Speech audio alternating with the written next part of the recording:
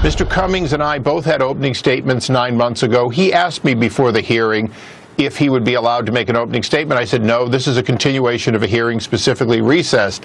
I then adjourned the hearing. After I adjourned, Mr. Cummings, in what appears to have been a pre-staged event, then went into this, I have a right to talk, and screaming and so on.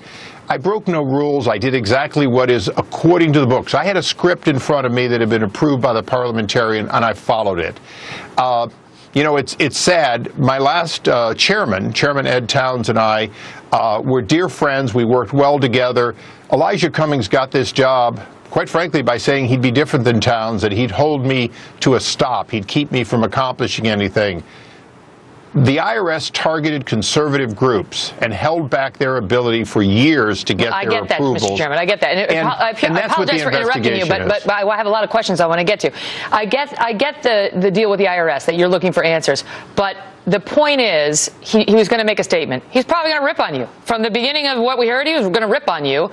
But who cares? So let him have his couple of minutes to rip on you. You're a big guy. You can take it. And then you wouldn't have distracted from the issue that you were trying to call attention to. Megyn, anybody would do something over again if they could. But the fact is, I had adjourned the meeting before he asked. He didn't raise a point of order or parliamentary inquiries, the normal ways that people, especially as experienced as he did. He asked, can I ask a question? I said, we've already adjourned, but go ahead and ask a question. He then went into that diatribe. All right, so you were irritated. You were irritated, but you're saying anybody would like to do it over again. Do you apologize to Congressman Cummings? You know, I broke no rules, and he broke the decorum of the House. But I might mention that several years ago, Henry Waxman pounded a gavel and said he would have me removed because I was pointing out that he was breaking the rules. We didn't launch any sort of a House attempt, and I certainly didn't say that he was somehow anti-Arab American. The fact is that I did things according to the rules. I followed a script, and then Mr. Cummings decided to have quite a hissy fit. The truth is, if he wants to talk, I give him lots of chances to talk. And we're going to have additional hearings on the IRS. Ms. Lerner, he had a chance to speak as much as he wanted in the vote, which, by the way, I get that. You're not going to shut down your probe of the IRS just because of this dust-up. And 71% of the American people agree with you, because the polls show as recently as late February that they want the IRS investigation to continue. This is a side issue because people are saying that the Democrats are now using this. I mean, the Democrats are using this against you and are making a big deal out of this. And you're a powerful man. And you're one of the only people who's pushing on this investigation. So now even some Republicans are mad at you because they feel that you've distracted from what is a legitimate issue. And it's now become about, oh, does Darrell Issa want to shut down debate? Does, as Elijah Cummings put it, does he want to shut out the minority voice? Is that what Republicans stand for? Shutting down, not minority African American, minority in the House, the Democrats' voice. Well, no, actually, the accusation was that I was somehow anti-African American. That kind of accusation, I think, is beneath response.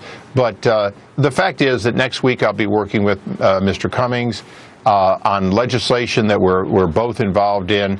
And, you know, he lost his temper. He screamed and yelled after the adjournment. And quite frankly, he had a simple ability to say, I'd like to have a recorded vote on adjournment. I object to adjournment. He didn't do any of that. He asked if he could ask a question. And then, yes, he did irritate me because he said he wanted to ask a question. And then he went into this diatribe accusing me of somehow being on a witch hunt. Now, you know, if I had to do it over again, I probably would have sat there for a very long time, let him say a lot of things, and then finished, you know, walked away. But you know what? We're all human. It was a long day. I didn't break any rules. I did everything according to the rules. He wasn't denied any due process. But in fact, when the Democrats were in charge for the first 2 years of President Obama, they did no such hearings. They found no accountability. Well, I mean, I understood. And in your defense, when Nancy Pelosi was in charge, she shut off the lights on Republicans trying to make their voice heard more than once. And over in the Senate, Harry Reid has actually changed the rules to shut down debate based on 51 votes instead of 60, which has caused a lot of raised eyebrows as well. But Chairman Issa, I got to run. I'll give you the quick final word. the quick final word is that Mr. Cummings periodically asks for more time, and he always gets it. Sometimes he goes on for 10 minutes during opening statements. I never stop him. The fact is, yesterday was one of those times in which I had adjourned, and according to the rules, I was done. Thank you. If you keep going, I'm going to have to cut your mic. That happens on TV. Good to see you, sir. Thanks, Megyn.